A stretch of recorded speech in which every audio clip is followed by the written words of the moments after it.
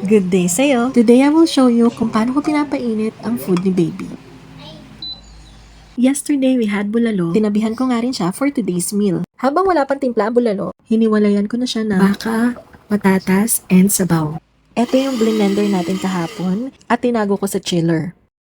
And today, ipapainit na natin. When reheating baby's food, I only use the first layer using this 5-in-1 baby bottle sterilizer, dryer and disinfection, milk warmer, steamer, and food heater in one. Put the microwavable glass container on my baby. Remove the small lid on top, add some water, and set it to hot food. It will automatically turn off once the timer is done. Look at him, natatakam na siya.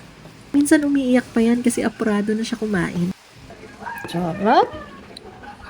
Added rice naman.